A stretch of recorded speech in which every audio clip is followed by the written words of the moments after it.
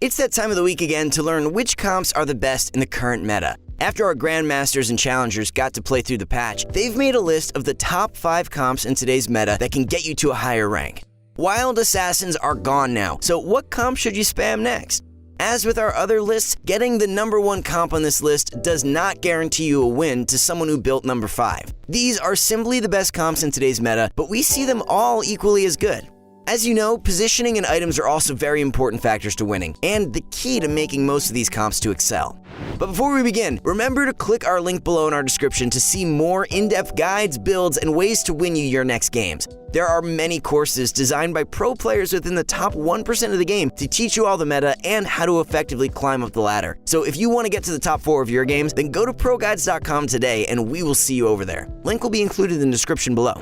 Alright, back to the video. The number 1 comp on our list is Dragons, Guardians, Knights, Phantom, and Imperial. That was a mouthful, huh? But if you haven't seen our video and tried out this comp yet, then you are missing out. Now that legendaries are easier to find, a level 2 Pantheon is pretty easy to get in the late game, which guarantees you an unkillable monster that stuns and damages every enemy. Put a Warmog and Thornmail on them and just watch enemies kill themselves as they auto your Pantheon. The core units for this comp is Pantheon, Leona, Sejuani, Darius, Draven, Kayle, Poppy, Kindred, Aurelion Sol. This makes you 2 Dragons, 2 Guardians, 4 Knights, 2 Phantom, and 2 Imperials. You'll notice that we mention Sejuani a lot in most of the comps listed today because she is just that strong. Her ult guarantees a 4-second delay at level 2 to multiple enemies. Most comps usually have units grouped together as well, allowing her to stun at least half the team. Aurelion and Draven are your powerhouses for damage. You can also run Karthus instead of Kindred and potentially make Sorcerers as well. We highly recommend this if you can get your Karthus to level 2. If not, Kindred is a great unit to keep your backliners alive. So to list some of the pros, this is by far the tankiest composition you can go for. It has a lot of counters with Morello's effect and stuns. There's ability damage with Aurelion, and then there's also attack damage with Draven. There's a lot of variations in running this comp, so you'll be fine even if you're missing a core unit. The units are tanky enough on their own that you can usually buy yourself enough time to complete this composition. As for cons and counters, Giant Slayers and Void are popular in the meta, which is a hard counter. Finding a Pantheon could be hard if a lot of people are going for this composition as he is a legendary. While facing the exact same composition, usually the Pantheon with the better items wins, and it requires a strong early and mid game so you can get to level 8 and find your legendary units.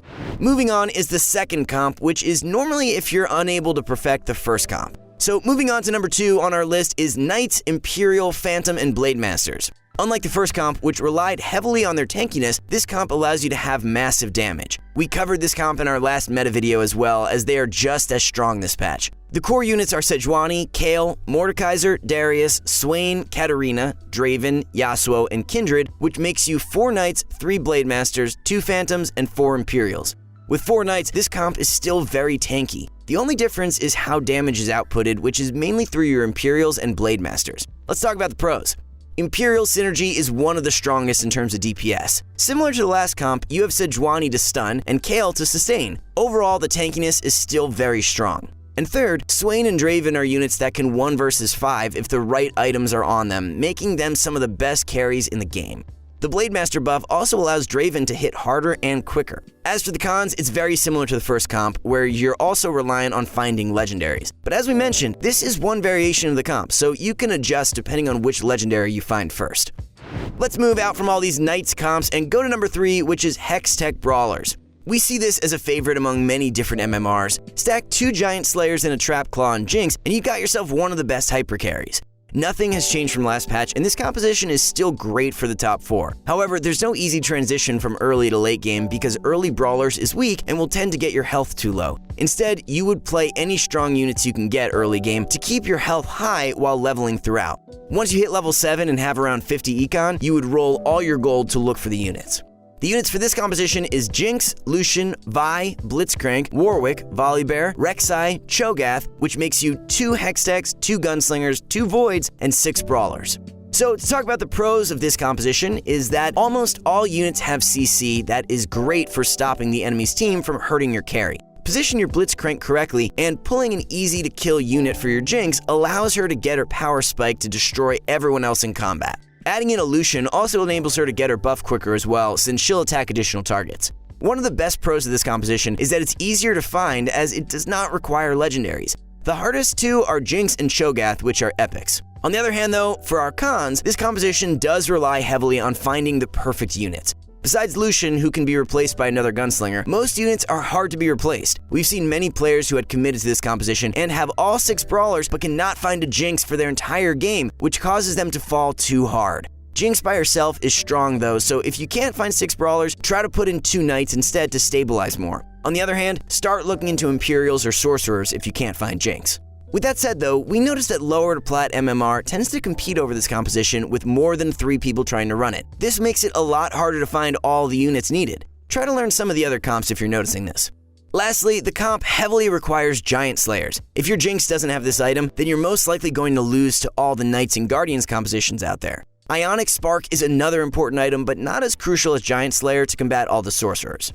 Number 4, Void Brawlers Assassins. After talking about all these tanky compositions, it's finally time to talk about their hard counter, which is Void.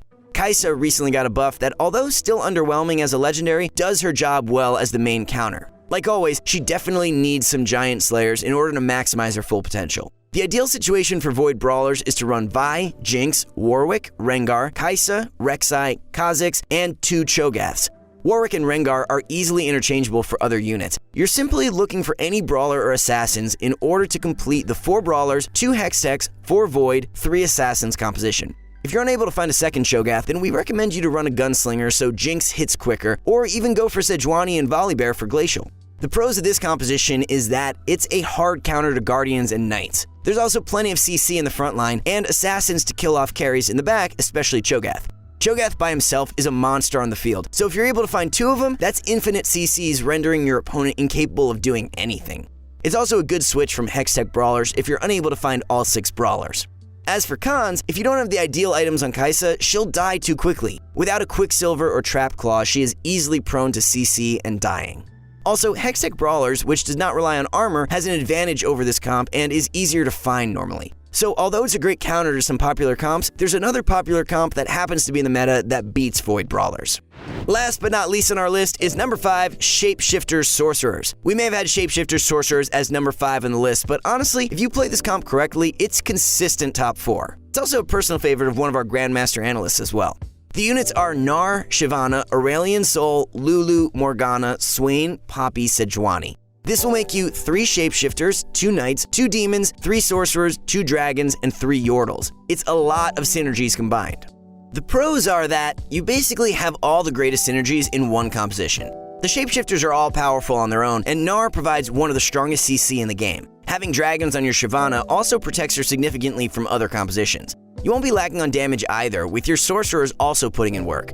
Wild is also uncommon in today's meta, allowing the 3 Yordles buff to shine a lot more, giving you the sustainability you need. Also, this comp is most likely the most versatile one that we've mentioned today. If you can't find Swain, use a Nicolai instead. She's also great because it'll allow Gnar to hit quicker. Don't have enough economy to level? Then make a Mittens on your Shyvana or a Yumi's on your Gnar instead, so you don't need every unit. The 3 core units you really need is Shyvana, Gnar, and Aurelion. Besides those 3, you can mismatch all you want, and this comp would still be fairly strong. Just make sure you focus on building items for these 3 units. As for cons, Shapeshifters is a weak early game, and rarely you'll be able to get a bunch of level 2 Shapeshifters right from the start.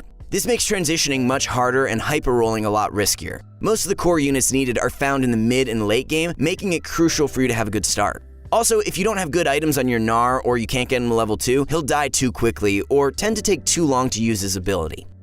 And that is all for today. Hope you guys enjoyed this video. 9.20 had some balances that may have destroyed Wild Assassins, but still has a lot of favorable comps in the meta. Are you guys liking the current patch, or are you excited for the new changes that comes next season? Let us know in the comments below. As always, we read each and every one of your comments, and we're almost at 10,000 subs, so be sure to like and subscribe, and we'll hope to see y'all next time.